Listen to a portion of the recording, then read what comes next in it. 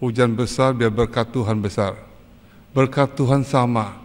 Orang yang banyak, orang yang sedikit, tetap berkat Tuhan sama. Nah, kita masuk menjelang Jumat Agung. Waktu kebaktian yang pertama, mengapa disebut Jumat Agung? Jumat yang paling agung dalam sejarah manusia, karena pada hari itu darah yang tidak berdosa dialirkan untuk yang berdosa. Nah, malam ini kita akan pikirkan apa yang kita hendak katakan tentang salib. What shall we say about the cross? Apa yang kita hendak katakan tentang salib?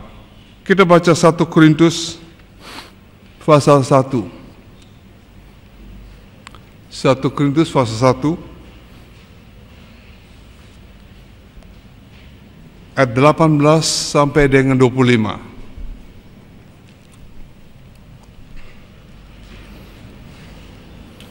1 Korintus 1 18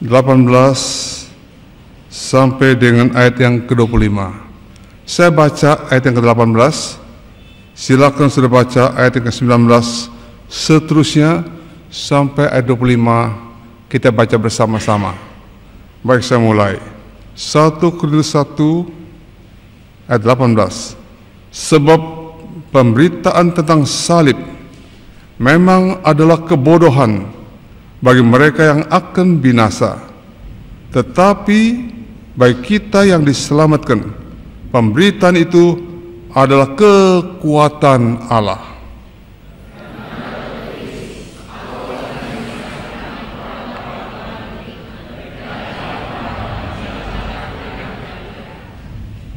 Di manakah orang yang berhikmat? Di manakah ahli Taurat? Di manakah pembantah dari dunia ini? Bukankah Allah telah membuat hikmat dunia ini menjadi kebodohan?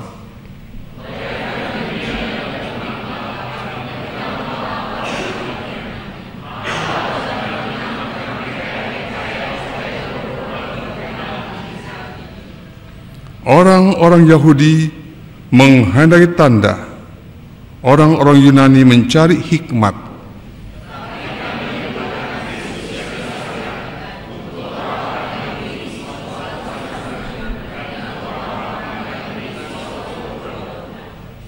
Tetapi untuk mereka yang dipanggil, baik orang Yahudi maupun orang bukan Yahudi, Kristus adalah kekuatan Allah dan hikmat Allah.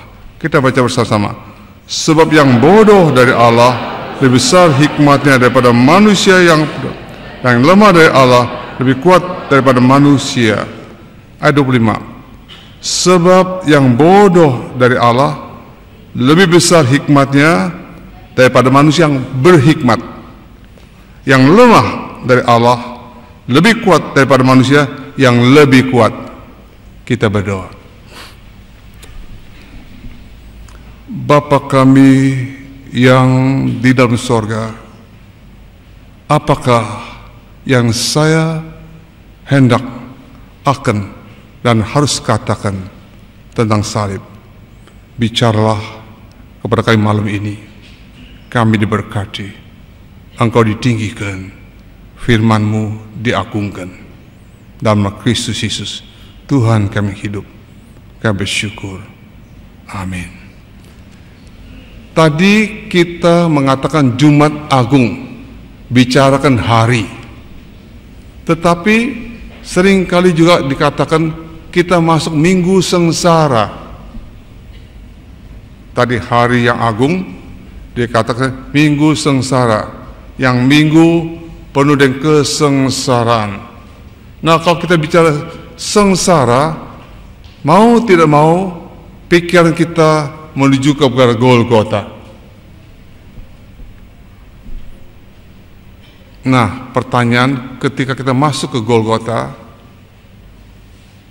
apakah Golgota hanya menyalibkan Yesus?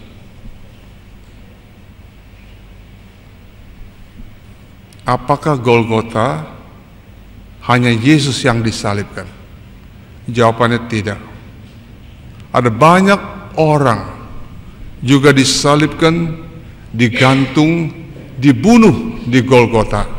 Misal perampok-perampok, pemberontak-pemberontak yang diadili secara hukum Romawi, mereka pun disalib, digantung, dibunuh di sana.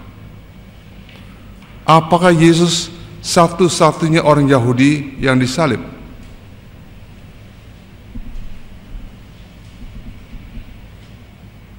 Apakah Yesus satu-satunya orang Yahudi yang disalib? Tidak.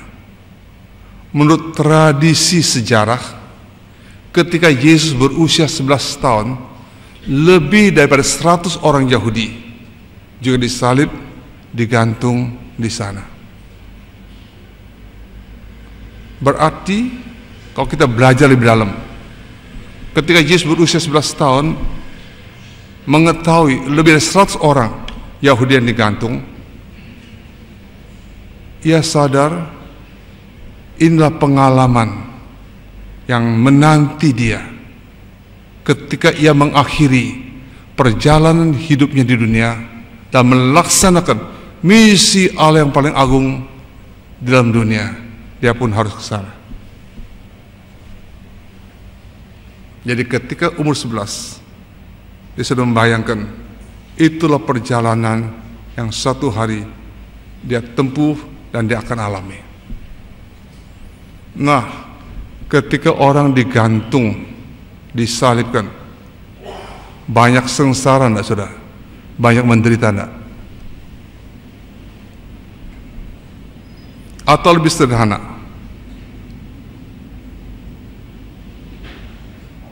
penderitaan, kesengsaraan orang yang digantung disalib sama atau tidak?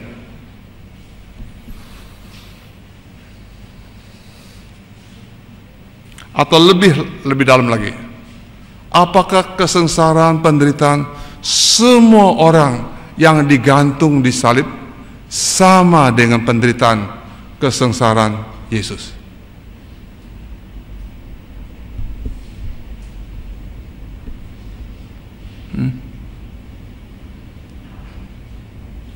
Orang yang bukan Yahudi atau orang Yahudi yang digantung menderita sengsara, apakah penderitaan, kesengsaraan mereka sama dengan penderitaan, kesengsaraan Yesus?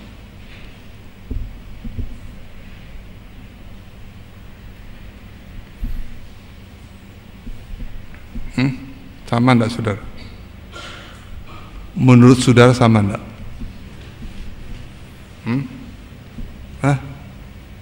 Beda atau sama? Apa bedanya?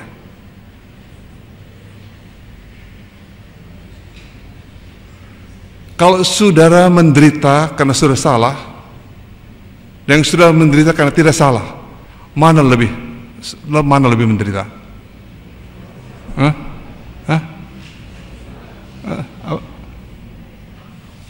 Mana saudara? Kalau tidak salah kan? Betul gak? Kalau tidak salah lebih menderita kan? Maka penderitaan, kesengsaraan Yesus lebih dari semua penderitaan, kesengsaraan orang yang digantung di atas salib. Maka tidak heran Yesus mengucapkan satu kata yang begitu misteri, yang tidak bisa dimengerti oleh rasio. Eli, Eli, lama sabatani. Ya Allahku, Allahku, mengapa engkau tinggalkan aku?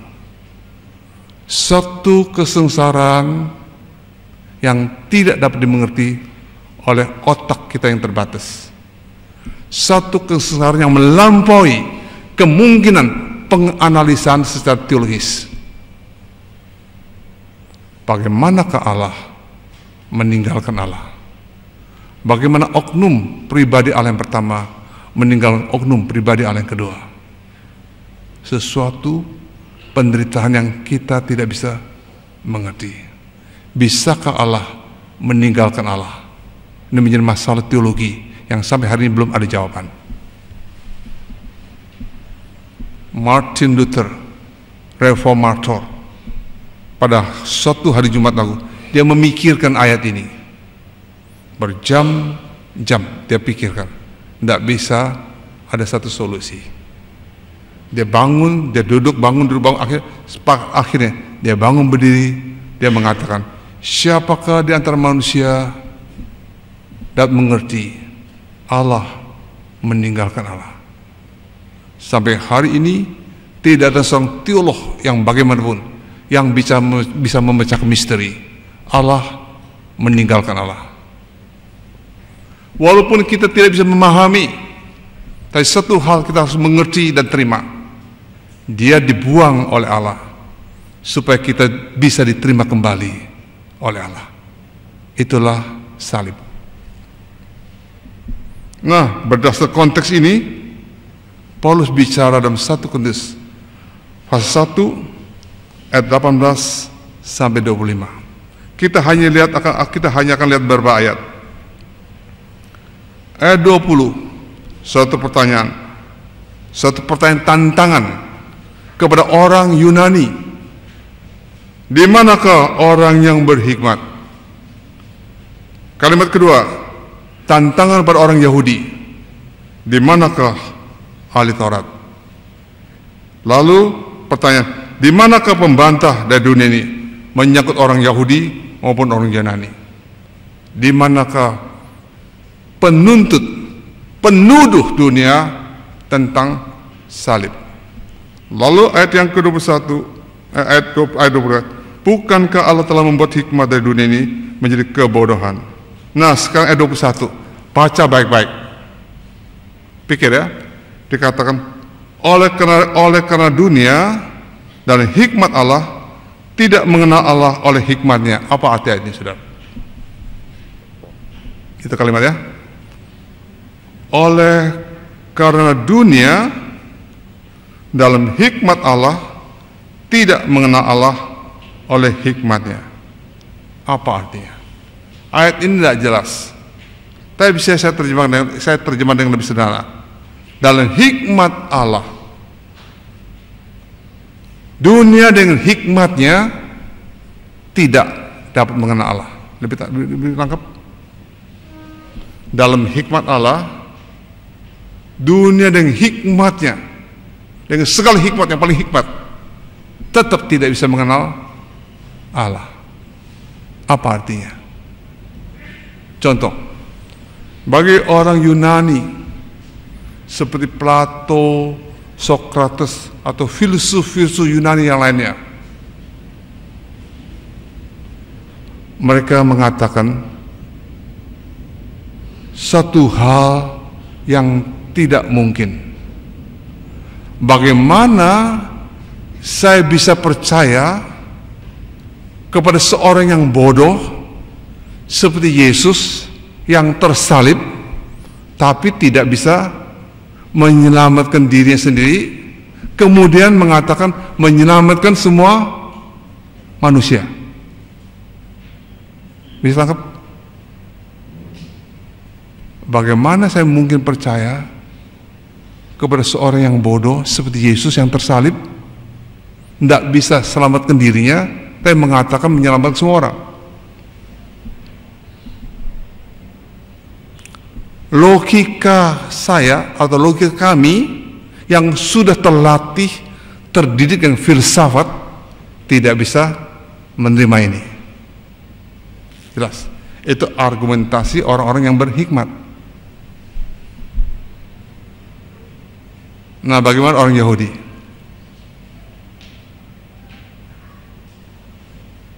Inikah juru selamat? Iyakah Mesias? Omong kosong, ya kan? Omong kosong. Mesias itu bersifat politik. Kristus itu bersifat militer. Kristus itu bersifat kedengkian, kebencian. Kristus itu bersifat kemenangan. Kristus yang betul-betul Kristus harus berpolitik.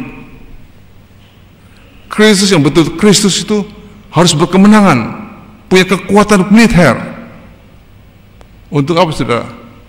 Lepaskan kami dari penjajahan Romawi.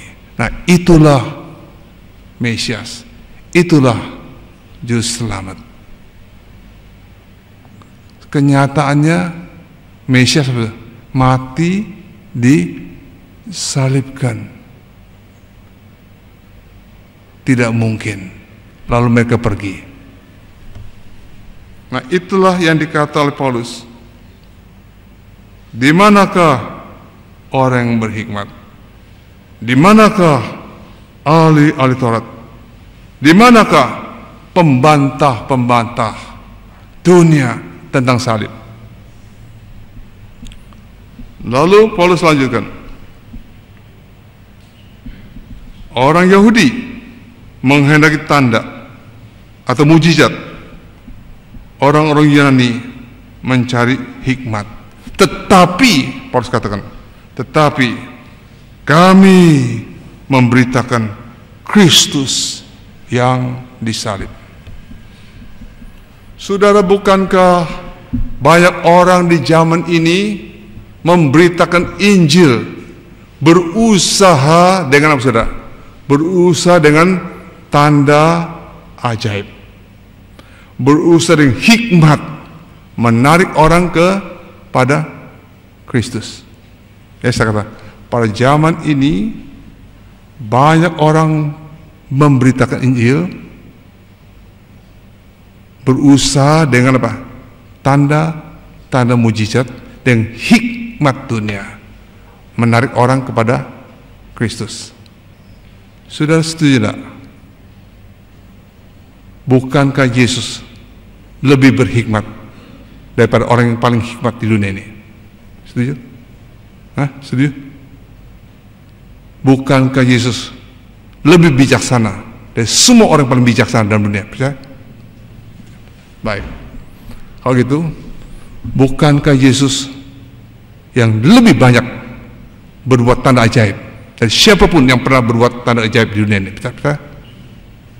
Yakin? Bahwa Yesus melakukan mujizat lebih dari orang-orang yang pernah berbuat mujizat dalam dunia. Yakin? Tetapi fokus Yesus bukan tanda ajaib, bukan bijak, bukan hikmat, tetapi saudara, salib. Konsentrasi Yesus bukan hikmat dunia, bukan tanda ajaib, tapi salib.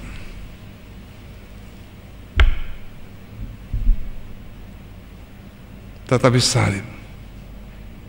Nah, kalau begitu, kalau itu konsentrasi, fokus Yesus ada salib, apakah yang sudah hendak katakan tentang salib?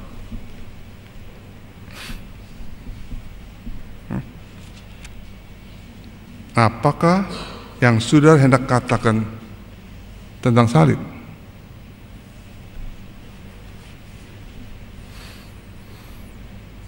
Nah, kita menjelang Minggu Sengsara, hari Jumat Agung. Minggu Sengsara, Jumat Agung, tidak bisa lepas dari salib. Apa yang sudah akan katakan tentang salib?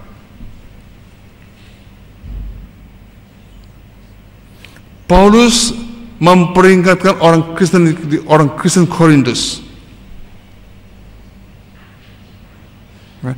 Paulus memperingat orang Kristen Korintus, jangan menentang dengan kata-kata tentang segala sesuatu tentang salib.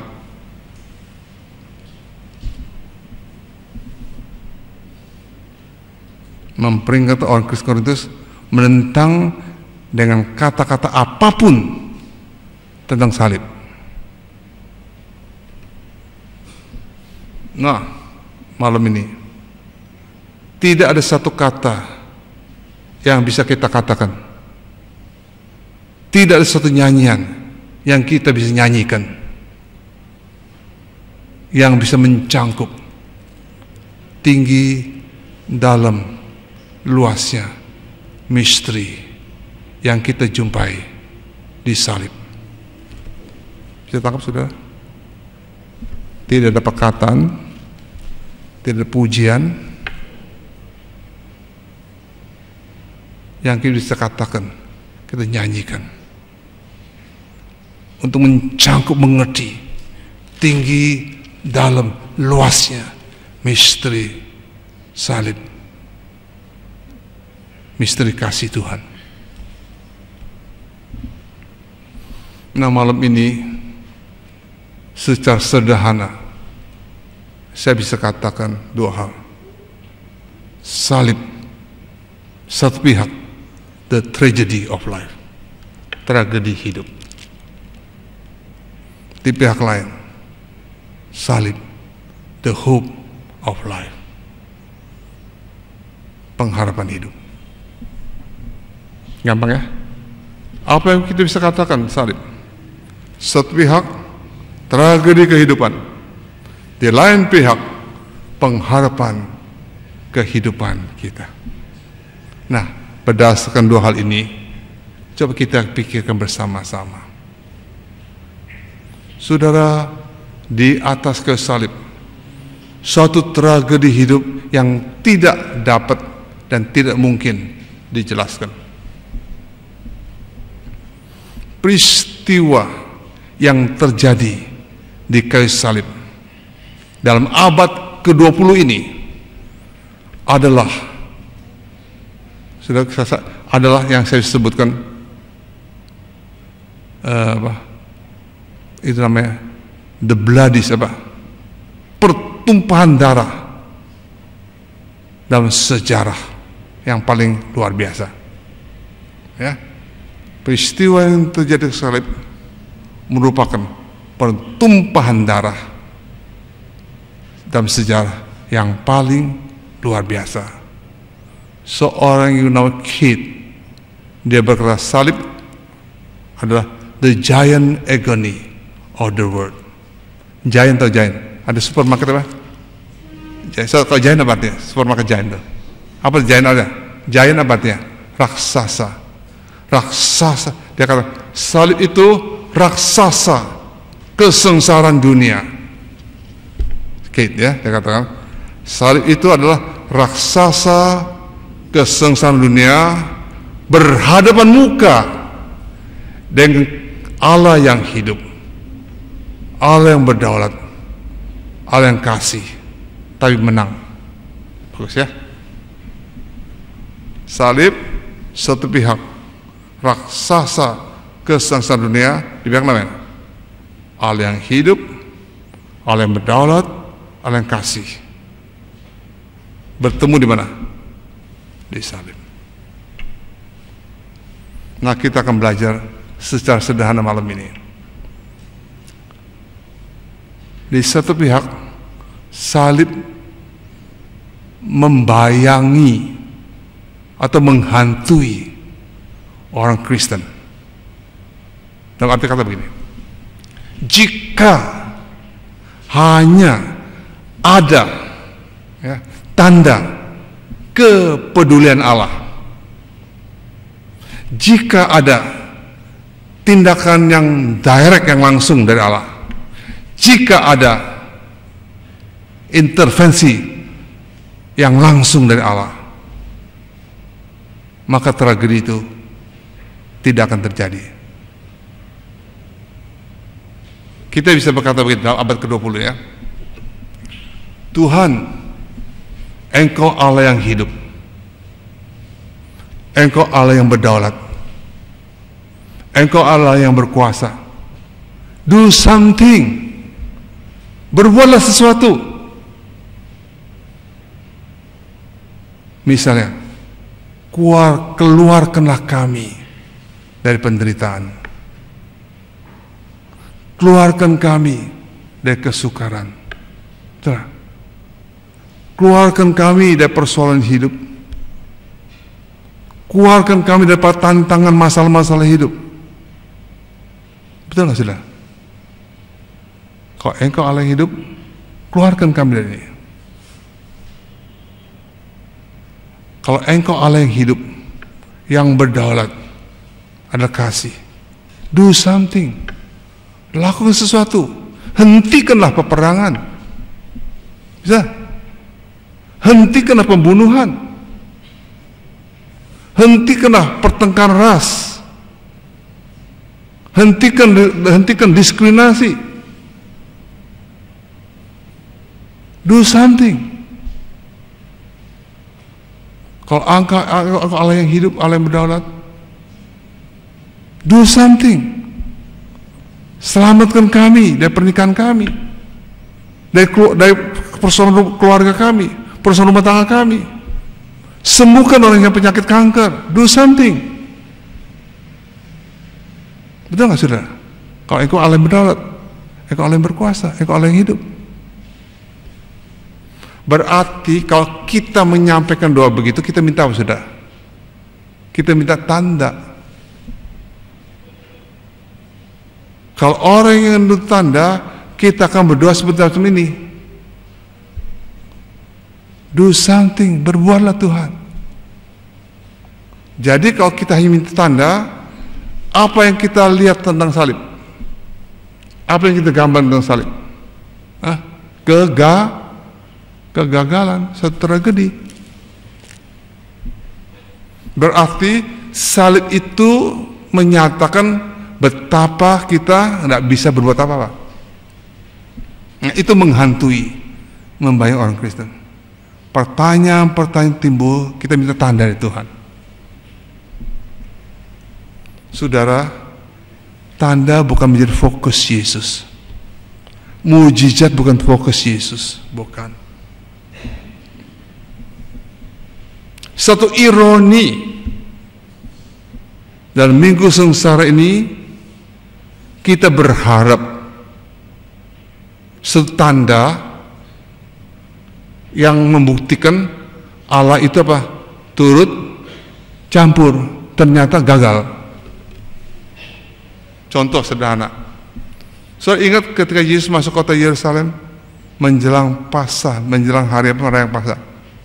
Tahu ingat? Coba kita baca Injil Matius 21.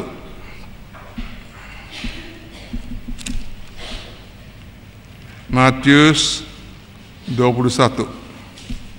Ini cerita klasik. Injil Matius 21.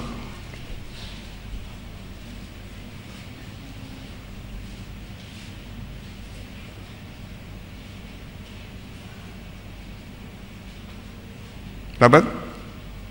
Kita baca ayat 7, mulai ayat 7 ya. Matius 21 ayat 7.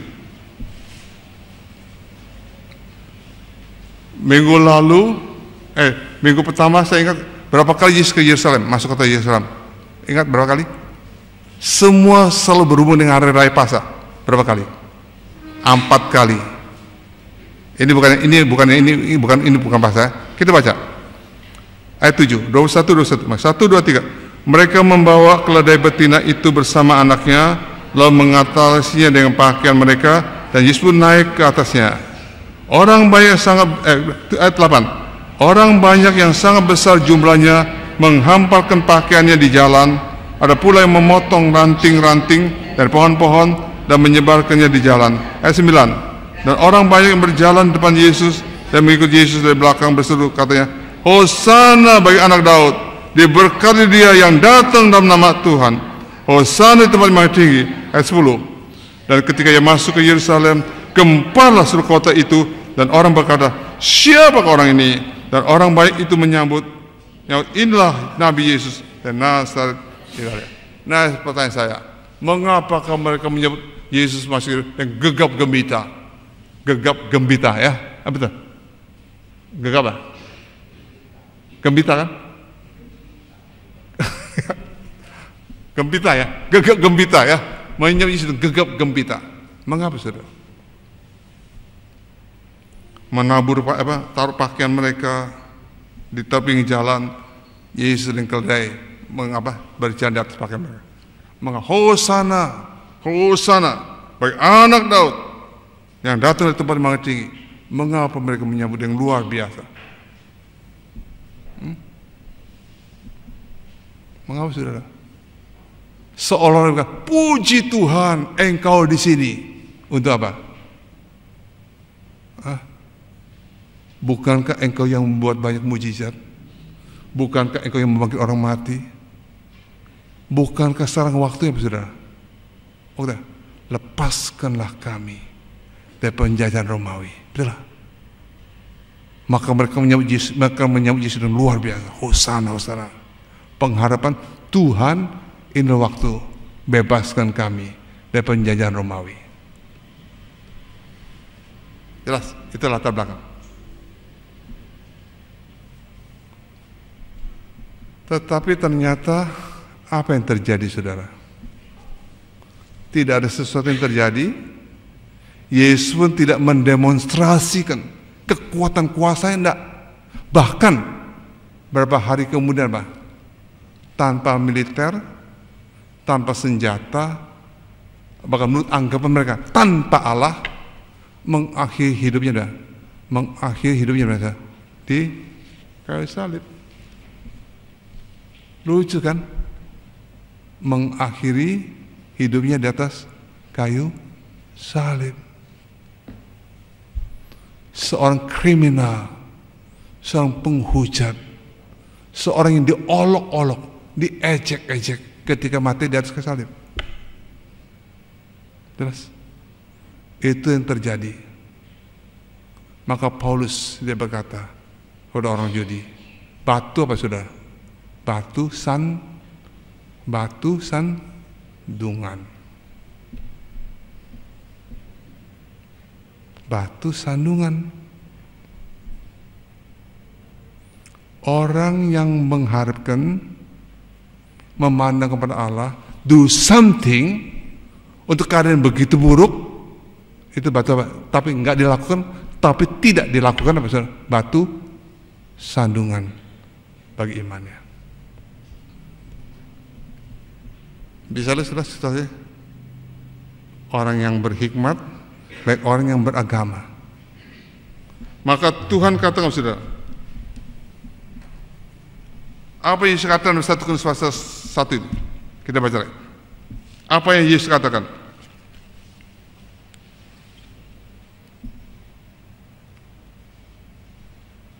Ayat yang 23. Untuk orang Yahudi, satu batu sandung, satu skandal. Bagi orang Yunani, kebodohan. Tetapi bagi kita yang percaya, kekuatan Allah dan hikmat Allah. Saudara,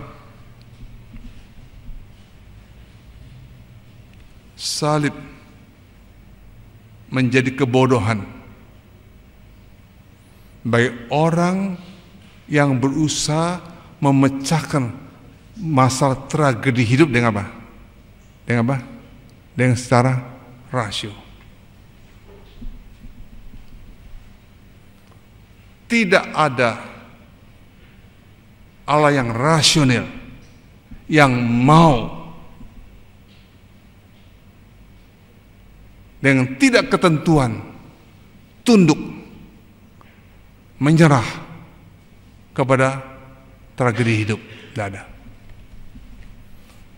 Tidak ada penguasa dunia ini yang akhirnya mengalah untuk tragedi hidup mati seperti orang biasa, seperti orang lain.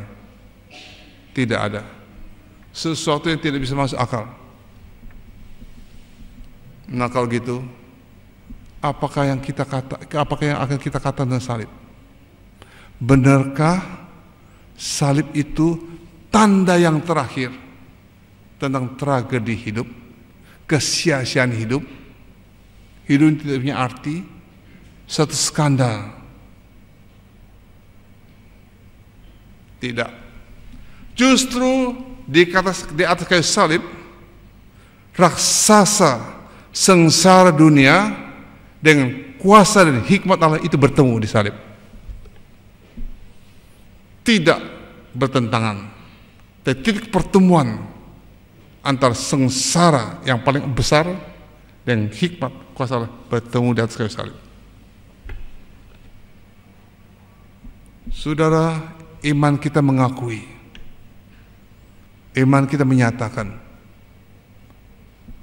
dan peristiwa yang paling gelap, paling keji, paling hina sekalipun, di situ Allah ada Allah yang paling berkuasa. God is most powerfully. Allah adalah Allah yang paling berkuasa. Berkuasa sedang bekerja. Saudara, iman kita mengakui kuasa Allah bekerja, bukan mencegah penyaliban, bukan. Kuasa Allah bekerja bukan intervensi menghentikan tragedi hidup dan kebodohan manusia dan tidak.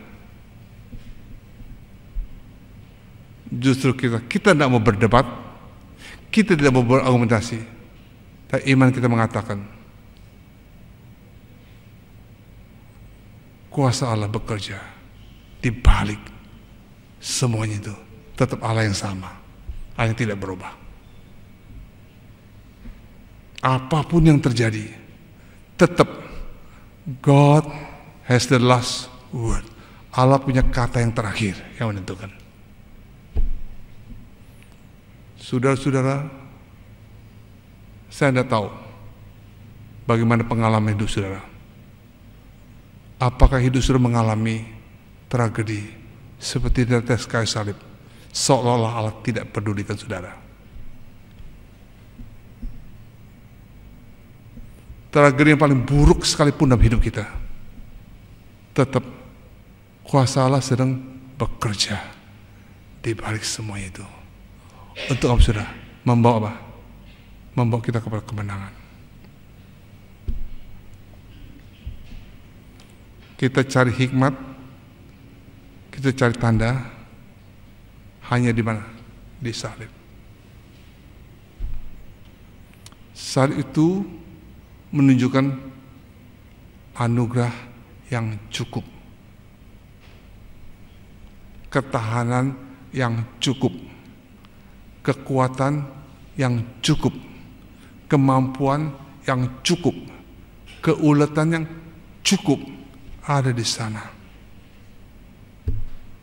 Saudara, adakah salib dalam kehidupan saudara? Adakah salib dalam kehidupan saudara? Ada enggak? Adakah salib dalam hidup saudara? Ada. Ada salib dalam pernikahan saudara? Ada. Ada salib dalam keluarga saudara? Ada? Adakah salib dalam keluarga saudara? Ada. Ada salib dalam rumah tangga saudara? Ada. Ada salib dalam pekerjaan saudara? Ada. Ada salib dalam dagang saudara? Ada. Ada salib dalam sekolah saudara? Ada. Ada salib dalam gereja? Ada. Semua ada. Tetapi apa saudara? God's power at work. Kuasa Allah sedang bekerja, lagi bekerja. Itu apakah yang sudah hendak katakan tentang salib? Tragedi? Tragedi? Tragedi? Tragedi atau harapan? Salib bukan tragedi. Salib the hope of our life. Pengharapan hidup kita. Itu salib. Di sana Tuhan bekerja, tetap Tuhan yang sama. Biarlah dalam minggu sengsara kita ingat Tuhan tetap bekerja, akan memberi yang terbaik, yang terindah dalam hidup kita. Kita berdoa.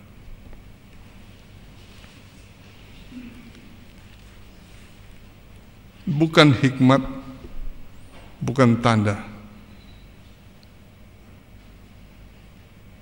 yang didampakkan, dicari, dituntut oleh orang dunia ini, tetapi salib di atas semuanya itu.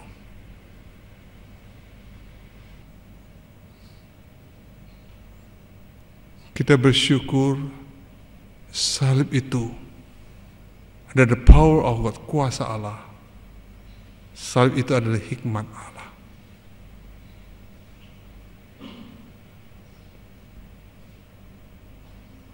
Bapa kami yang di dalam surga,